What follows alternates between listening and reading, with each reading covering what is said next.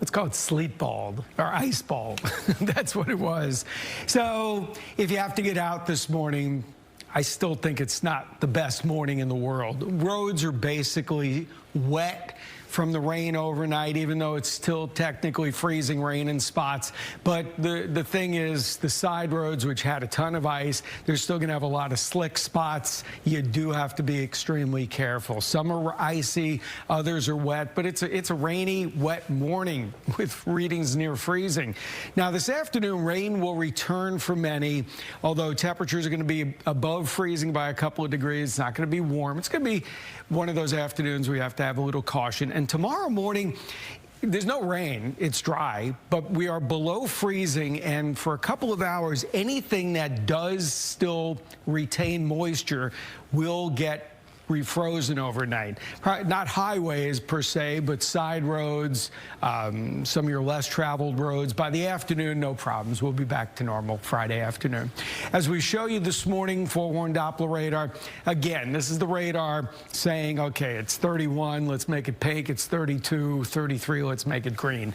That's why sometimes looking at all the colors can be confusing. I'll take the colors off. You could see Dallas doesn't have much left. There's still rain, and there's still more rain coming into Fort Worth. It's not as heavy and steady as it was earlier, but we're not done with this yet. And as long as we're below freezing, we still have to be careful. Now, out east, it's above freezing, and that is some heavy rain. You do not want that below freezing. Athens out to approaching Canton and Tyler. So as we look at what's going on this morning, officially we're at 32. We figured we'd rise overnight. Everybody's inched up overnight. 30 is one of those numbers. It's kind of an eh. While roads in general are in okay shape, most of the traveled roads are just wet. You've got 30 degrees, means it's icing on power lines and trees. And for the next few hours, until this rain stops, look at FUTURECAST.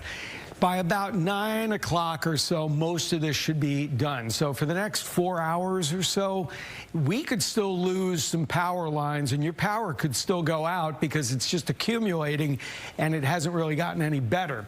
Now, around noon, Metroplex will see most of the rain taper off, but this is the backside of the storm coming through. Should be just some cold rain this afternoon, this evening, 60% or so, maybe 2/3 of us get it, and then it should be gone. It's not going to be anything problematic this afternoon, except it's just 35 degrees and raining. That's ugly. 70% this morning through about 8 or 9 o'clock, then it should taper off.